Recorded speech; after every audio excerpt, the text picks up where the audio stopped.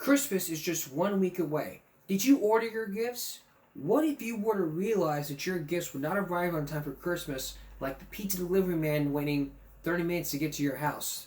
You know the old saying, we'll be there in 30 minutes or your pizza is free. What if you realized that your gifts did not get delivered in time before Christmas? Well, you're about to see some gifts that are being put to the test. Here's Lisa Guerrero. The race to the holidays is on. Just 2 weeks left till Christmas. And if you're scrambling to get your shopping done, you still have some time, but not a lot. So we did a little test, ordering 2 gifts from all these major retailers. Then we paid extra to send 1 package via express shipping. The other gift was sent standard. What were the results? Not bad. 9 out of the 10 packages we sent express arrived at our producer's house in New Jersey just when they said they would, within 1 to 2 business days.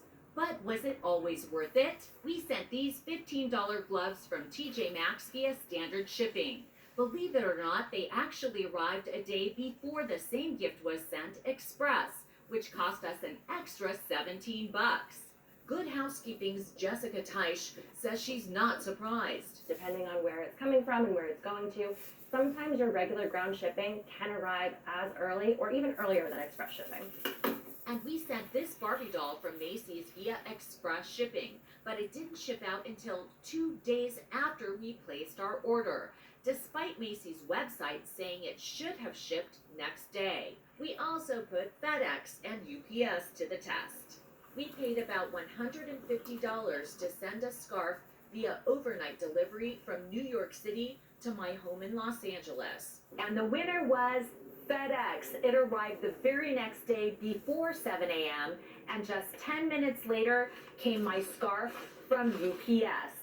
We also sent a scarf for next day delivery through USPS. The cost? A lot cheaper at 65 bucks. How'd they do? Not as good. They didn't show up until 2 days after shipping. And this was the package from USPS.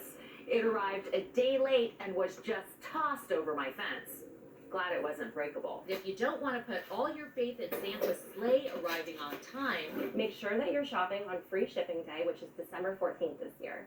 Free Shipping Day is an event that a lot of different retailers take part in, and it is when they offer free shipping, of course, with guaranteed delivery by Christmas. Good Housekeeping's Jessica Teisch says for those of us waiting at the last minute, if you're finding that your gift just simply will not arrive in time, you can utilize a service like DoorDash or Shipt or even Instacart to get the item delivered wherever you are or whatever you want it to be day of. The Postal Service says priority express shipping can mean 1 or 2 days, depending on the location and the time that it's shipped. Meantime, Wednesday is the cutoff day for Federal Express ground delivery to arrive by Christmas. So now you know what happens. And speaking of deliveries, you're getting some food delivered to this fat belly?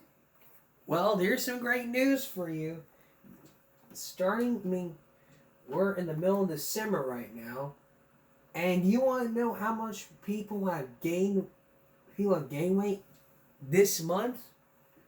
Well, after Thanksgiving, you put on a couple more pounds, you want to go hit that fucking treadmill, you may want to start cutting back on some foods. Take a look at this. Pies, eggnog, cookies, pies, eggnog, latkes, and coquito. The winter holiday season brings with it treasured recipes, most with high calorie counts. Indulge too much, and you could become a December weight gain statistic. The average person gains about a half a pound to 1 pound during the holiday season.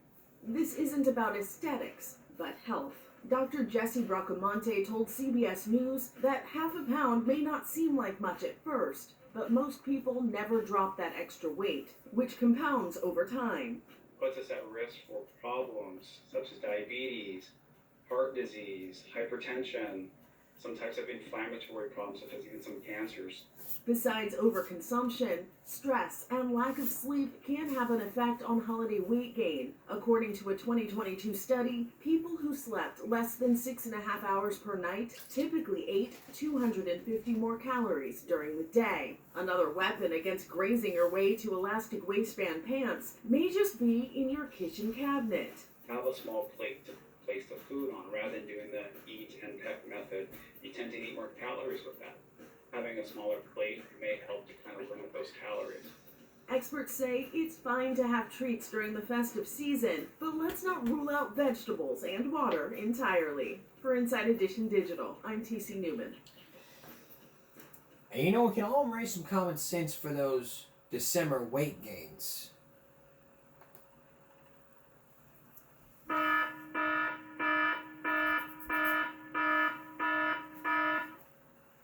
Portion control. That's common sense. I mean, all people do is go, pass the macaroni and cheese. Pass the salad.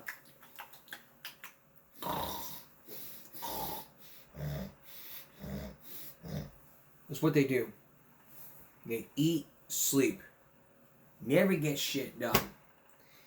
This Christmas, you're gonna have a big dinner. Have somebody help you clean up. That way when it comes time for you to clean up, you'll be leaving all the work to yours. You have a second person helping out or a third person, depending on if they want to get off their ass and go do something for a change.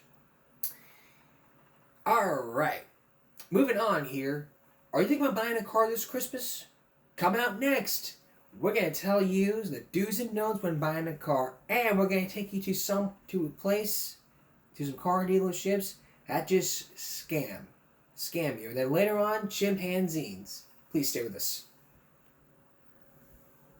Are you thinking about buying a car this Christmas for your loved one, or for that same person who wanted that car had to get the driver's license? If you get the used car a lot, you probably hope to find a car that's been handled with care, one without too much mileage and minor damage. You think that may be right for your child that wants that car so bad? As you're about to see, looks can be deceiving. At times can be downright dangerous because the car you may be looking at today might be a total wreck just yesterday. And it can cost you money and more. Here's Bob McEwen.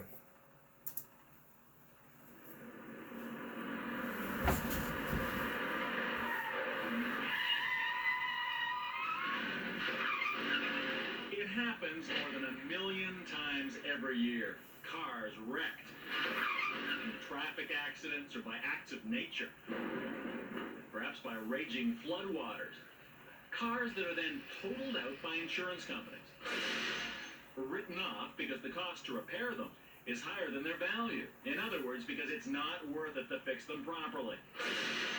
So for total wrecks like these, it's the end of the road, the junkyard, right? Wrong. In body shops and garages across the country, many of these cars get a whole new life. They're rebuilt, then sold through dealerships across the country. And as Dateline discovered, you could be driving one and not even know it. Our investigation found dealers who take advantage of loopholes in the law to hide the wrecked history of cars like these and sell them to unsuspecting buyers. What's more, we also uncovered serious safety concerns about rebuilt wrecks. Rebuilders who cut corners, who do sloppy work that can have dangerous, even deadly results. 2 years ago, Henry and Shirley Cox were killed in a violent head-on collision. It was a painful tragedy for their 6 children. It's hard. I've got the youngest child, and my baby will remember his grandparents from pictures.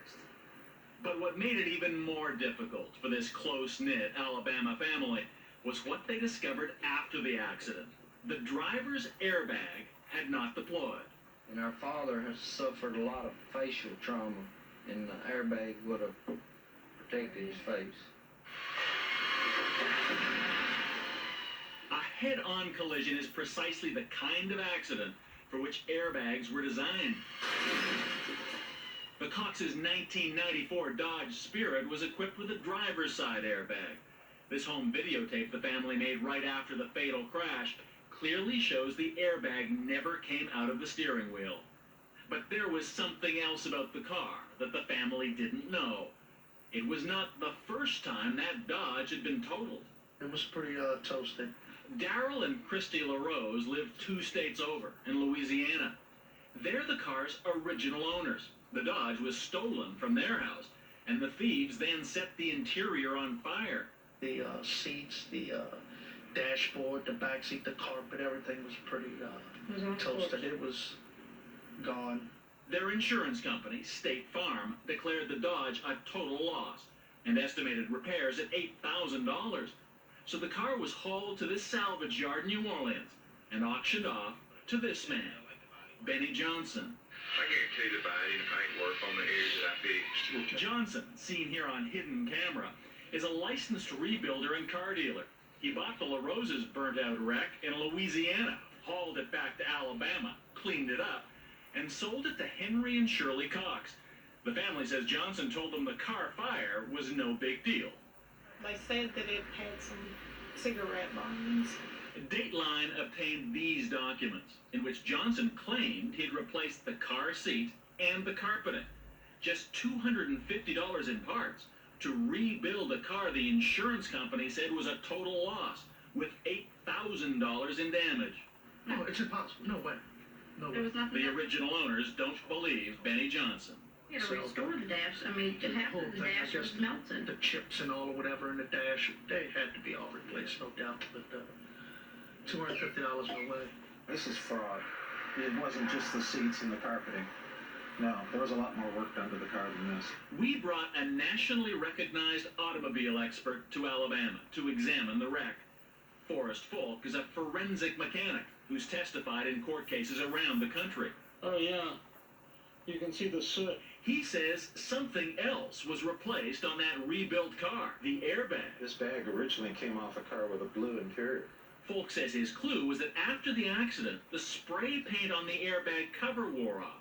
This is a used airbag. It came out of another vehicle. The Cox family says it was the paint job that fooled their father. And, you know, he was bragging about it having the airbag, and that's why when the airbag didn't work, that's what, I guess, hurt us so bad. It's common for rebuilders to take used parts from one totaled wreck and to use them to rebuild another wreck. Cannibalizing cars, and in some cases cutting corners, is how rebuilders make their profit. If it's not the original, you don't know that it's going to work, that your family's going to be safe in it. The Cox family will never know whether that airbag could have saved their father's life.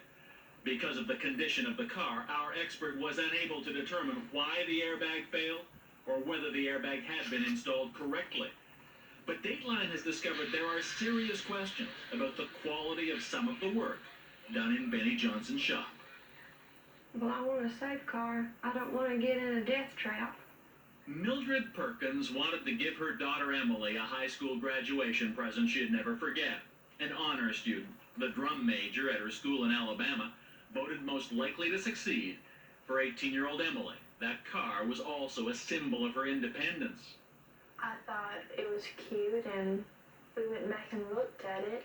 The car was this 1993 Pontiac Le Mans. It had less than 10,000 miles on the odometer and a shiny new coat of paint. And car dealer Benny Johnson told them he'd only made minor repairs. He implied that it wasn't very serious. He told us he replaced the windshield and he replaced the door. They had no idea that cute Pontiac had been so severely damaged in a rollover accident that the insurance company had declared it a total wreck. Sound familiar? Like the Cox family, Emily and her mother trusted Benny Johnson. He guaranteed his work. He guaranteed his work in what way? What exactly did he say? Everything that he did to it, he guaranteed, you know, that it would be safe. On a rainy afternoon, less than 6 months after she bought it, Emily Perkins' car skidded off this country road not far from her home. I flipped one time. I don't know if it was the roof crashing in or if it was my neck breaking, but it sounded like a piece of paper being wadded up, just a crunch. And after that, everything was silent. The Pontiac's roof had completely collapsed all the way down to the dashboard, breaking Emily's neck and trapping her in the car. And then I thought, well, I could probably climb out of here and climb up onto the road. But then I realized I couldn't move my arms. And then I didn't know what to do. I tried to scream, but I couldn't get anything to come out of my mouth. About 3 or 4 nights before she had the wreck, I had this dream that she would have a wreck and that 2 men in white coats would come and tell me that she'd never walk again.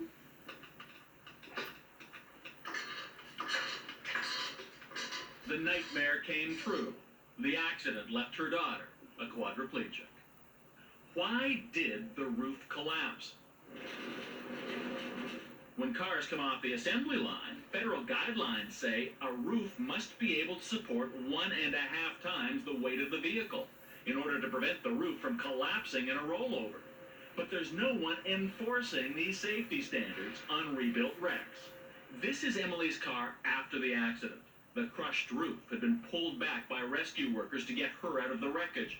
But that roof isn't the car's original roof at all. Instead, it's a replacement roof, cut from an entirely different automobile and welded onto the Pontiac's frame in Benny Johnson's shop. Jim Green is the Perkins lawyer. The welds were described by the metallurgist who inspected it as among the worst welds he had ever seen. In depositions, Johnson said he thought the roof was safe, but that he didn't follow federal safety standards. The welder acknowledged he had no formal training. In fact, according to the Perkins lawyer, the roof was barely held in place with nothing to reinforce it. What they did was they welded around the outside, and then when they had this glob of metal around the outside that built up around the edge, they came back and ground it down smooth. And so, in effect, they ground off most of the welding that they had put on to hold it together. So then they painted over it and you couldn't tell it had been welded together. The cover-up continued with the car's paperwork. In records obtained by Dateline, Johnson lied about the work he had done to the car, claiming he replaced just the door and the windshield, a total of $300 in parts. No mention of the new roof. If he had said, this car was in fact in a serious accident, and I replaced the windshield and I replaced the door and I had to replace the entire roof, would that have changed the way you looked at that automobile? Absolutely. I never would have bought that car. He said the car was safe for Emily and he guaranteed his work. You know, whatever he did to it, he was standing behind his work. I stand behind my body work and all that. That's exactly what Benny Johnson told 2 Dateline producers who went shopping with hidden cameras at his shop. And about how much is that one? That there's 10.5. Oh, 10.5. So how can rebuilders like Johnson make a profit on cars the insurance companies say would cost too much to repair? Well, because they're not repairing the car up to safe industry standards. They're cutting corners, sacrificing quality, sacrificing the safety of the vehicle, and so that leaves a larger profit margin. And apparently a large profit. Remember the Dodge that Johnson had sold to Henry and Shirley Cox? The car that had been burned in a fire? Johnson bought that wreck from the salvage yard for $700. He sold it to the Cox family for nearly 10 times that much, $6,500. And Emily Perkins' Pontiac? Johnson spent more money on the paint job than on the welds that were hidden under the paint. His estimated profit? More than $2,000. That's more than most dealers make on brand new cars. I don't think the car should have ever been put back on the road. I don't think we should have had the opportunity to have bought that car. I don't see how they sleep. They have no ethics. They have no morals. They are strictly in it for the buck. It's just an incredible ripoff. Benny Johnson says he did tell Emily Perkins about the roof before he sold her the car. He settled a lawsuit for an undisclosed sum, money to help cover her medical expenses. We wanted to ask Benny Johnson about the cars he sold to Emily Perkins and the Cox family, but he refused our repeated requests for an interview. So we went to see him. Mr. Johnson here. Then some bitch back in the truck and leave. I don't want y'all. Mr. Johnson, I'm Bob McCune from Dayline Embassy. Y'all get out here. I don't want y'all. We'd like to talk to you, if we could, about the cars you sell I here. called the sheriff. Y'all don't leave. I don't want y'all here. We'd just like to ask a couple of questions. Benny Johnson is far from the only one rebuilding wrecks in this country. Estimates are that 1 million cars a year, totaled by insurance companies, end up right back out on the road. So what are the chances the car you're driving is one of them? And if you were to see those cars, that could be your car one day driving on that road. And you could get in that wreck. But when we come back, how dealers take advantage of loophole in the laws, how you can tell if you're buying one, and some common sense to those rip-off mechanics. Stay with us. Returning to our story. We've seen how these mechanics rebuild the cars that have been wrecked by insurance, have been total lost by insurance companies. I mean, the mechanics just take them from state to state, and they just simply just rebuild the wrecks and say, okay, here you go. And the customers who bought them don't even know what's going on. But these people take advantage of state laws. And these cars will be moved from state to state. So how's it being done? Once again, here's Bob McEwen. 2 years ago, when Hurricane Opal hit the Florida Panhandle, the rising sea, relentless wind, and driving rain devastated this region and almost everything in it. But if you think you escaped the effects of that hurricane just because you live, 1,000 miles away from here, don't be so smug. Some of Opal's wreckage just might be parked in your garage. Among Hurricane Opal's casualties, thousands of automobiles worth more than $10 million that were totaled by insurance companies. With the water intrusion, especially salt water, the bodies begin to rot, literally from the inside out. Forrest Folk, a nationally recognized automotive expert, says those cars are scrapped for good reason. Everything from servos and switches to motors to relays, everything electrically stops working or short circuits. The potential is great for a fire. The state of Florida declared all of these vehicles to be junk, wrecks that are supposed to be sold only for scrap or spare parts. Sold at salvage auctions like this one, held shortly after Hurricane Opal. You can see that all the cars are clearly marked unrebuildable. But the bidding is intense. Buyers come from as far away as Pennsylvania, and listen to what they're saying. 90% of them will be back on the road somewhere. Yeah, that's an easy fix. It looks bad, but it isn't. While Florida authorities insist these cars will never be roadworthy and can never again be registered, there are many other states where these very same vehicles can be sold, licensed, and driven. And believe it or not, it's all perfectly legal. Unrebuildable cars go to some states and they can become buildable. It's called title laundering. And here's how it works. Every car has a title. It's like an automobile's birth certificate. Florida stamped all these cars junk right on their titles as a warning to any future buyers. But rebuilders know that different states have differing laws. So ship the car north, say to New Jersey, where the state doesn't have a junk classification.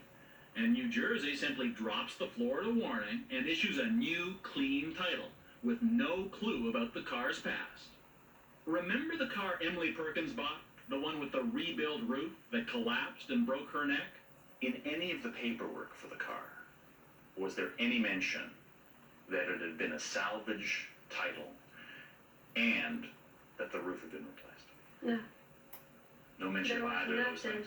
nothing that showed us that it was anything wrong with it. That car originally had a Pennsylvania title, where it was clearly stamped salvage. But then the dealer, Benny Johnson, brought the car to Alabama and got a new, clean title. And that's exactly what happened to the Cox family's car. The salvage stamp in Louisiana disappeared in Alabama.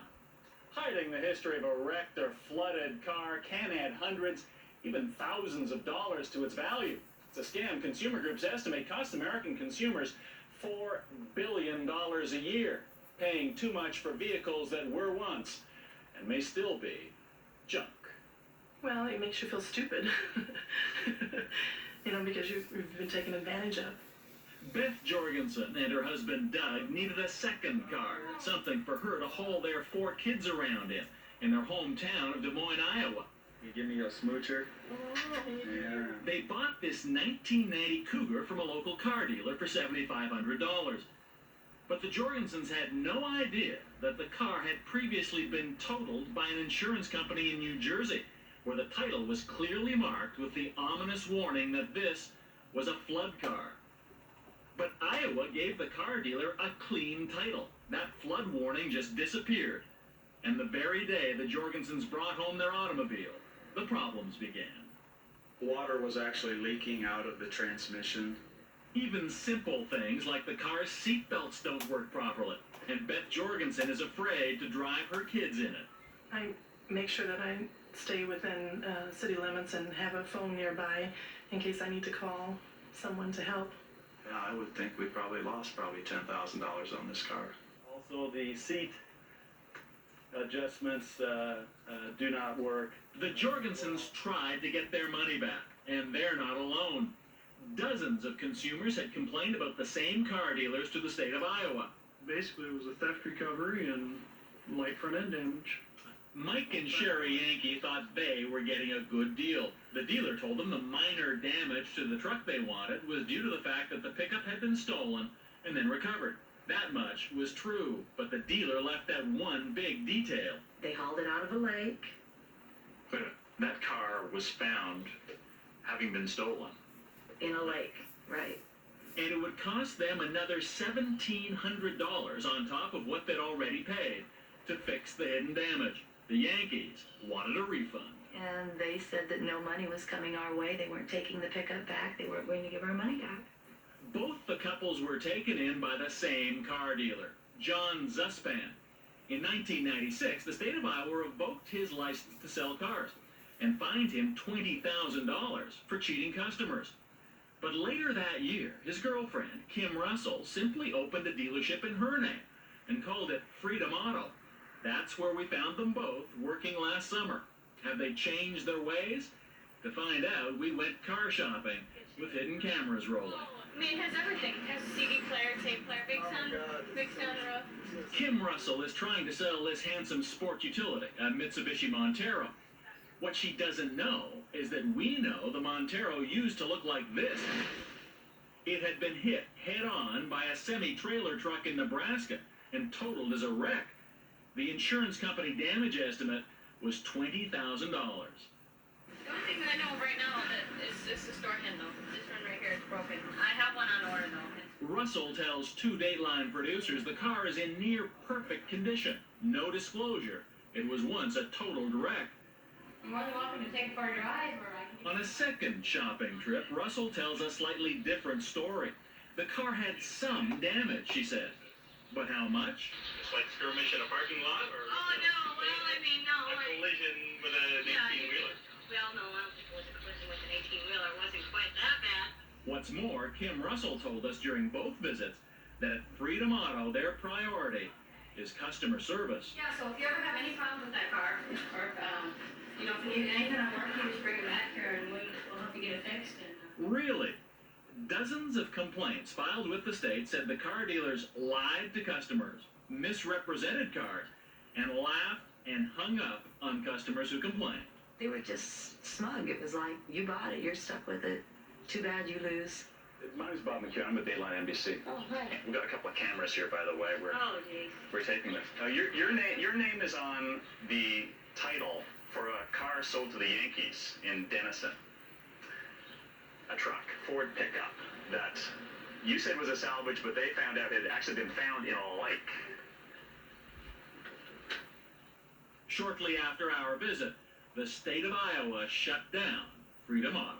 But closing dishonest dealers doesn't get rid of the loophole that leaves wrecked cars with clean titles in the first place. Congressman Rick White of Washington State has introduced federal legislation to change that. Well, every time you go to the used car lot and you buy a car, you'll see a little notation on the title that says this car was totaled before we sold it to you. But the proposed law only applies to cars where the damage exceeds 80% of the vehicle's value. Consumer groups oppose the bill because many rebuilt wrecks, including the one that crushed Emily Perkins, would not be covered by the law. If a law like this doesn't address what happened to that kid in Alabama, shouldn't it? Well, it's like I say, we'd like to make sure every kid is in a safe car if we can, and what we're trying to do is come up with a law that balances all those various considerations as much as possible. It's a proposal supported by a national rebuilders group that says a few unscrupulous rebuilders tarnish an entire industry. Rebuilders say good quality work can make a totaled wreck as good as new and as safe. Unfortunately for Emily Perkins, that just wasn't the case with her car. I just want to urge people to know what they're buying, and if these cars weren't allowed to be sold, maybe that would be one more person who wouldn't be sitting in my place. Congressman White's national titling bill has been passed by the House. It's now pending before the Senate. In the meantime, there is a way you can check on whether you're driving or buying a rebuilt wreck. First, write down the car's vehicle identification number, the 17 digits on the driver's side dashboard. Take the number to your state's motor vehicle registration office and ask for a title history check. There are also services on the internet that can check the history for you instantly. Both types of searches, through the state or through the internet, will cost you about $12. If you follow these tips, you'll be safe. You'll be safe with that car. But if you were to buy that salvage, but if you people out there are going to buy those salvage and transfer to the state, here's some common sense for you.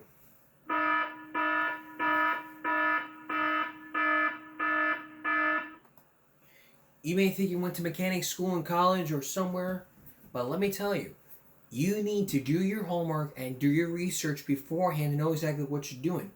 Because if you start saying, I'm going to rebuild this car, if you're going to decide I'm going to rebuild this car, you are putting your family, you're going to be putting families and children at risk. And then you can end up in the courtroom in front of a judge saying, oh my God, this is my fault. I should never have done this to you. Here, let me give you this, let me give you this, let me give you this. We'll settle this out of court. I don't want to get him more lawsuits. Do your homework. Do your research. Know exactly what you're doing. That way, if you know what you're doing, they'll be safe and you can be a great service to every community in every state. Selling good cars, used cars, without too much mileage, and a great Christmas gift that can really help you out.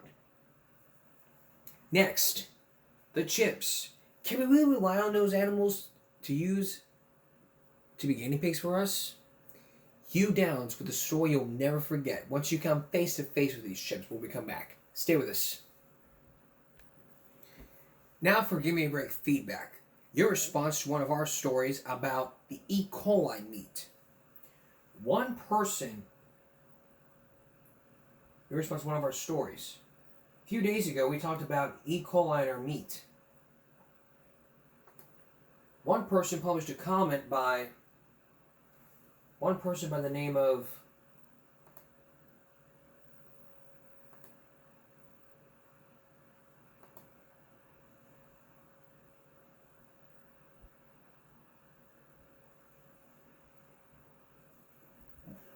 let's face it, it's a thing that one person who saw the video by the name of Frank Manhans commented, I totally agree. And my friend Chef Tony Ronaldo has the same problem. Great video, please make more. I like the part about the meat thermometers. I just ordered an infrared thermometer I recommended to my friends Louis and Christian too. Well, Matt, if you're watching this, thank you for responding to this video. And I really do hope that common sense tells you to buy an infrared thermometer when you're cooking meat.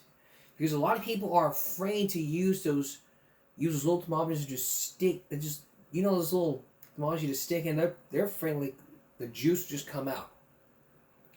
So that was a great suggestion I had to use an infrared thermometer. So I really hope that you and your friends will use infrared thermometers for cooking meat or something else. And I really do hope that you'll watch future episodes where we talk more about E. coli. Maybe on a Throwback Thursday we'll talk more about E. coli. maybe near future. Next, Hugh Downs on the chimpanzees. Stay with us. We're about to take you now into an adventure. A good adventure to where you'll come face to face with creatures. In 7 years and over 700 episodes, we've never been face to face with the creatures you're about to see. The chimpanzee, or the chimps. A generic code for chimps could be something like us being used as guinea pigs.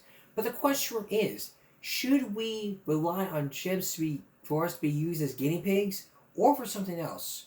Once you come face to face with these creatures, you will have the answer for a lifetime with your lives. Here's Hugh Downs. Fire. Liftoff. When signals from the bodies of the first space travelers were beamed back to mission control in the 1960s, the Air Force wasn't willing to risk human life. Instead, the astronaut in this early space capsule was the next best substitute, a chimpanzee. That's because chimps are more like humans than any other animal. Their brain, organs, and blood are so much like our own that they've become our best model for medical research. Chimps in the wild behave much as primitive humans did, making tools, hunting meat, dealing with complex emotions like friendship, depression, and hostility. The IQ of an adult chimp is comparable to that of a 3 to 4 year old human child. But what people don't realize is that being so human-like has its darker side. Long after their moment in history passed, the space chimps continue to live out their lives in the cages of research facilities, lives which may last as long as 50 years. These beings were slaves. They never had the choice. They were enslaved by the military for the purpose of performing experiments. Peter Singer is a professor of philosophy at Monash University in Melbourne, Australia. He has been credited with starting the modern animal rights movement 20 years ago. Now we're saying it's time to recognize that it's not only humans who have basic rights and who really count as persons, but also our closest relatives. Singer and his colleagues have published The Great Ape Project, which demands that these creatures be recognized not as property, but as persons.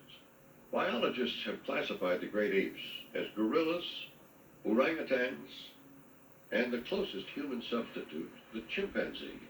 Of the great apes, the chimp is our next of kin genetically, sharing 98.4% of our DNA. But close as they are, chimps have never been able to reproduce human speech because their vocal folds prevent them from forming sounds as we do. But in 1966, the barrier was broken when a baby chimp named Washoe became the first non-human to speak American Sign Language. This early film shows Washoe signing one of her first words, open. She was smart enough to apply it to other things. Open. Open. Washoe's vocabulary expanded to over 130 signs. A young graduate student named Roger Fouts became Washoe's mentor. Today, Washoe is 29. Roger Fouts and his wife Deborah have graduate students of their own here at Central Washington University. They believe they have pushed sign language studies far beyond the early critics who claimed that the chimps were only imitating humans. All of the chimps here use sign language. Signing their own names. A finger drawn across the forehead means the color black. Hitting two fists together is a sign for shoe. They even use signs for moods and emotions.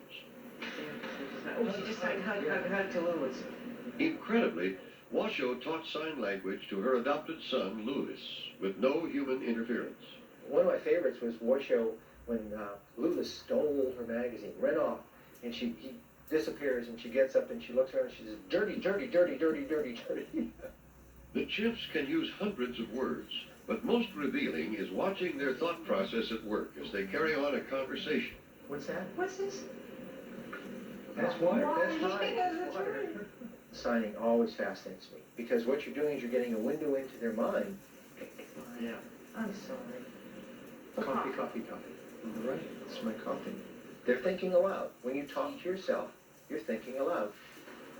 As the years have passed, Roger Fouts has realized what he owes to the subjects of his language studies. He's become a contributor to the Great Ape Project, and he cautions any scientist working with chimps to consider the whole picture. The Great Ape Project is really looking at human responsibility. It's saying if we brought them here, then we have to make sure that we give them a proper way to live here. In other words, you can't send them back. You can't send them back to Africa. Roger Fout's research center is far from the plains of Africa, and yet the chimps he works with here are fortunate. The great majority of the 2,000 chimps held in captivity in this country are used in biomedical research, routinely sedated so they can undergo liver biopsies, having their blood drawn, being injected with deadly viruses. They live out their lives in cages which measure just 5 by 5 by 7 feet to make it easier for technicians to give them their shots. We visited LEMSIP, the Laboratory for Experimental Medicine and Surgery in Primates, known for the humane care of its animals. Their chief veterinarian is Dr. James Mahoney. Richie! You keep finding new viruses, and if it proves that the chimpanzee is the only animal model in which we can grow the virus in, then I'm afraid the chimpanzee becomes a candidate once more. In fact, chimp research has saved hundreds of thousands of human lives. The present vaccine for hepatitis B, a disease which is a major killer in the third world, could never have been developed without this kind of research. We always live in fear of the next unknown virus popping up. Let's face it, somewhat more than 10 years ago, we didn't know about HIV. AIDS has become the newest focus of chimp research.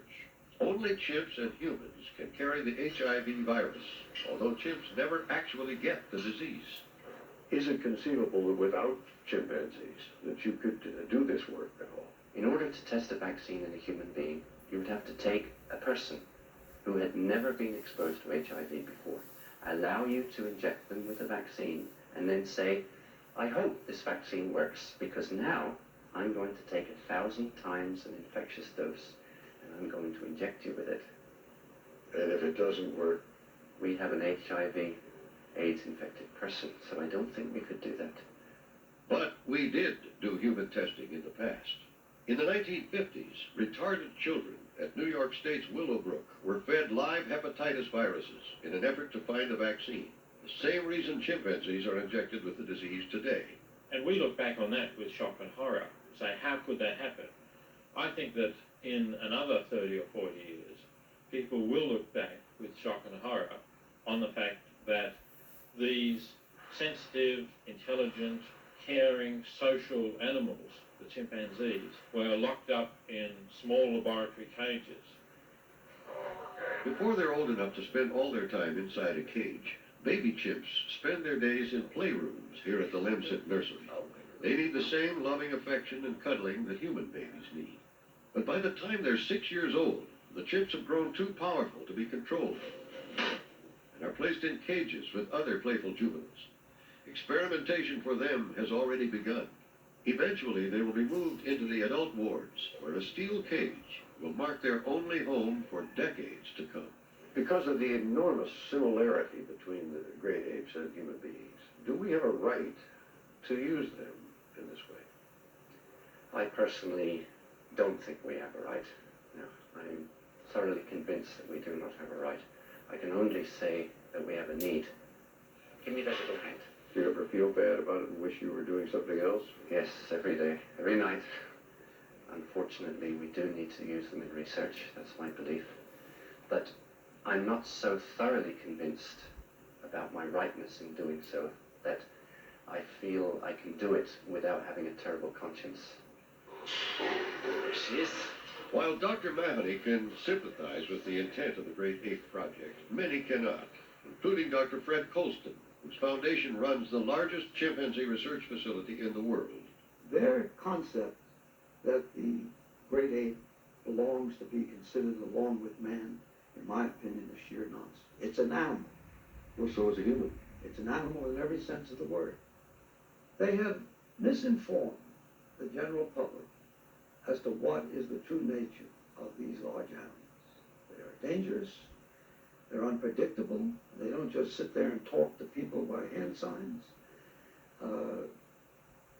I don't know of any chimp that I would trust, and I don't know anybody in their right mind that would trust them. It's not what they would have in the jungle. It's better, perhaps. Last year, the Colston Foundation took over the remaining chimps from the original space program. After 35 years in research, the future for them will include more testing, this time for the diseases which afflict elderly humans. But the old question, do I ask the chimp, would you volunteer for this experiment, please? I can't talk to it. But what if you could talk to a research chimp?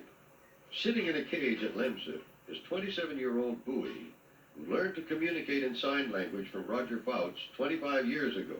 But Bowie was the property of someone else who sold him into biomedical research, where he remains as a part of a hepatitis experiment. What would happen if Bowie saw the human companion who had helped him learn to speak? Well, we arranged for Roger Fouts to fly across the country so that on a winter morning, the two friends could meet again. As we drove to the laboratory together, we wondered how clear Bowie's memory might be. Is it likely that Bowie will remember? You haven't seen Bowie for a long time. Yeah, you know, I don't know. I don't know what his life has been like for the past 16 years, what that might do to him. I hope he remembers. As Dr. Mahoney and I accompanied Roger to the long windowless building which houses Bowie's cage, he wondered what signs, if any, Bowie would remember, like the sign for Bowie. Bowie's name, his old name sign is...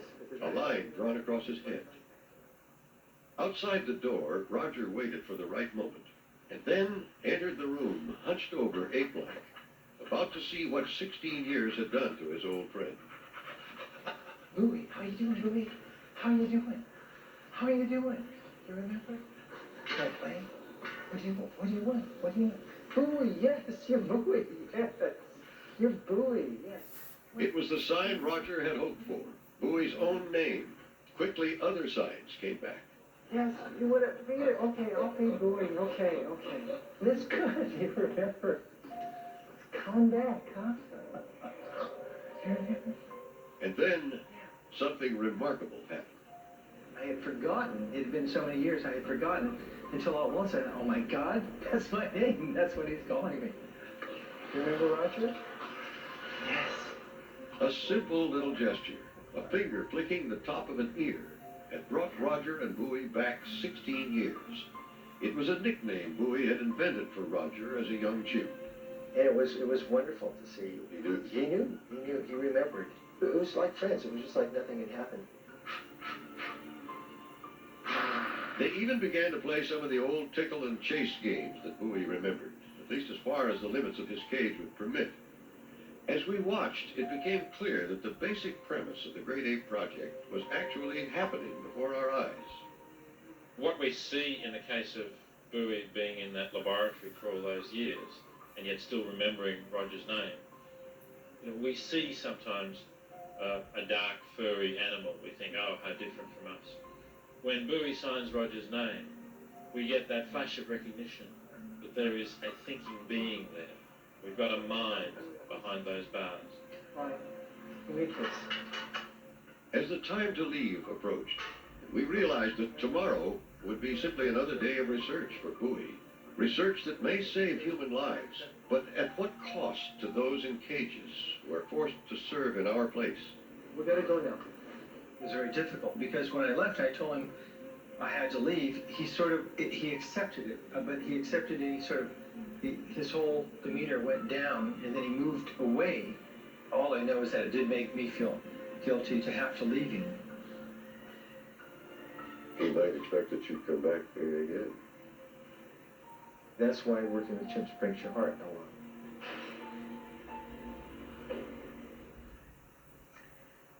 If you love animals, it's especially painful. How is Bowie now? What's he doing? He's fine. He's still at LEMSIP, and that laboratory has released to retirement about 30 chimps over the years, and Dr. Mahoney thinks that Bowie could be among the next ones if they get the funding for it. So that would be a good life for him if he got retired. But as you point out, this is a catch-22. You don't want experiments on human beings, yet it does. It tears you apart to see it happening. So what's the solution? Well, the government could take a role in leadership, I think, in laying down mandatory guidelines for the retirement of chimps. They can live to be 50 years old and older. And if they were treated like a racehorse, it would be better. And we may move to that shortly. Let them do what they have to do and then give them a good retirement. Sure. Thanks, you. Well, wow. How's Bowie gonna be doing now on a Flashback Friday next week There's going to be a two-parter story to this. I'm going to give you a sneak preview that one of the two-parter story, and then we're going to take a break. Because this is really a two-parter story. So I'm going to give you a preview of part 2.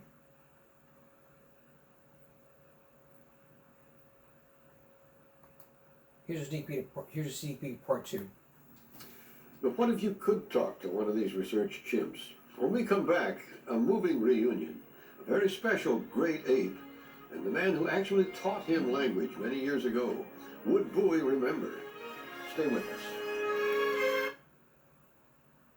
We're going to have more of the story, and along with an update from Bowie on a Flashback Friday, or 2 weeks from Friday, our Flashback Friday. Actually, Christmas is going to be on Monday, so we're going to have our special Christmas Flashback Friday for you. Along with a special Throwback Thursday, which is Home Alone. I'll let you know in the weeks ahead, but we'll be right back with Viral Break. Please stay with us. Think of a learning recipe for your Christmas potluck, your Christmas dinner? Well, 2 days ago we showed you a viral break about Angry Grandpa cooking some extreme meatballs. Now tonight, we're going to show you him making some hot dogs. Maybe that could be on your next potluck. 1.9 million views from Grandpa's Corner, or better known as the Angry Grandpa. Here's Charles Green. Okay, Pop, what are you doing? Today. Epic hot dogs with bacon. You take your damn. This shit's good, I ain't lying. Okay, so I'm guessing the first step is you get a Nathan. Yes! Nathan? Nathan, hang on. What the? Wait a minute, wait. What is that? Ain't Nathan. Hey! Carolina Pride! Ha ha! Wieners. Anyway, you make your goddamn chili. I made that this morning. Now you gotta tell people what it's made of, because I don't think you used a can. I ain't gonna tell them. Try it. Oh, you burned me!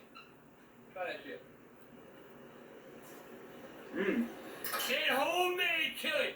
Ain't no goddamn Texas beef fucking chili there. That's Grandpa's chili.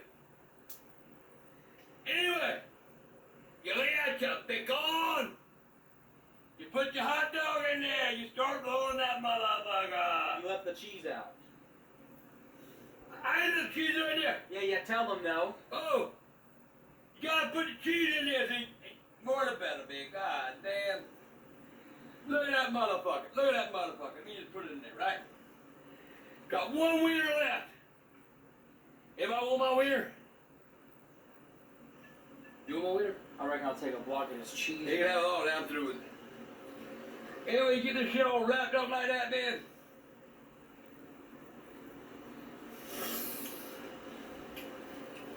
And you come up with that right there. Alright? And then we got that one on 350. Oh, you already got one ready or something? Or? Oh, you cheat. I said I got the goddamn mouth on you, asshole! That was like a cookie. You gonna help me with it, you gonna run your mouth? Oh, hell. It's Grandpa. Anyway. Get you another goddamn chili! No rhymer in. You good hell, you took my goddamn chili, princess. Anyway! Chili Bridget? That bitch will eat anything. I bet she'd set chrome off a goddamn trailer hitch. Okay, you were disgusting. I meant to be. What the fuck you want? Now I invite you into my goddamn grandpa's kitchen. Get out of here! That's your mouth number, your number of legitimate children, or your fucking age. Anyway, I'll bring y'all back when I get ready to take them out the oven. You move. There we go. We got them going, right? And the oven for they fucking done.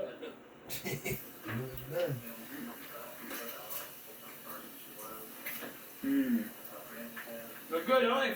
Yeah, they do. They're almost ready. Some things are popping up there. Grace can catch a fire. They're almost ready. Move. About another 10 minutes.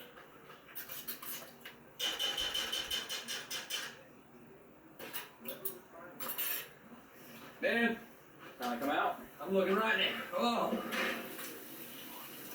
Yeah. And there your hot dog. With cheese. Now I'm gonna let these suckers cool off a minute. And when we come back. Oh my God, is that not burning the shit out of you right now? You gonna say burn something? Yeah. God, why that? Anyway.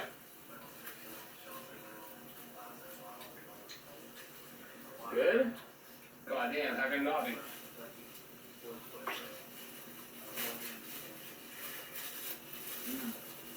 Now you go take your beyond. And you open that old bud out, man. Then get to the fork over here.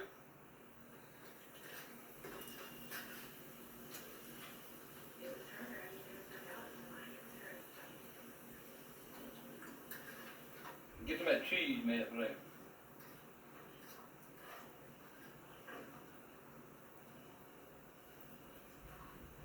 How you with your hot dog done, Michael? This is yours. I don't want it. I want one right now. Look at that, too what? We'll give it now. That bitch leave anything. Tina, you want chili on your dog? Alright. What onion you want? Here, what about me? What? Nothing. You want ketchup? Thank you. You want some honey mustard? Yeah.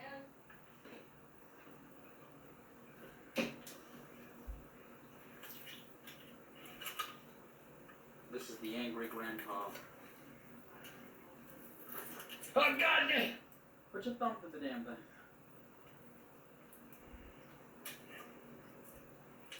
Goddamn piece of fucking. Let's go to Japan. Oh, goddamn.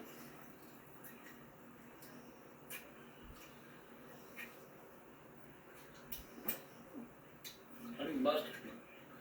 Keep putting it out of here, man. See, bitch ain't feeding her.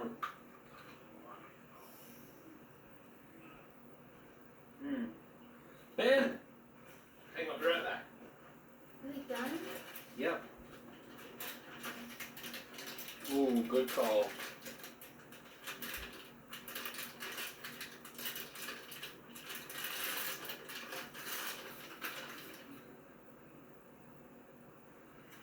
Carry Tina. Bring your fat asshole over here. Hey, Grandpa. Bacon hot dog with onion. I'm taking the first bite.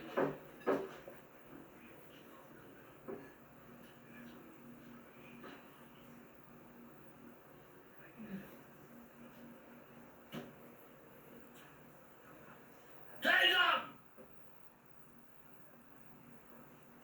Those are ninjas gawking at the motherfucker. Say something! How did I say something with food in my mouth? They did. Never stopped before. What's the verdict, Ma? It's really good. Thank you. That's cooking to Grandpa! You just tell them at the fair. You did something I did. Grandma hot dogs. Y'all try 'em. Give me a break hot dogs. Y'all try them. Maybe not. Sell them at the fair. I may not do that. That's all this is. Give me a break Friday going to Saturday. Unless, of course, you want your congressman to go for a 2-hour show. It ain't going to happen. And we'll see you again for Give Me a Break Saturday night. For all of us here at YouTube. And Give Me a Break. Concentration, not strength. Stop bullying, speak up. Your body, your choice. No jaywalking. Good night.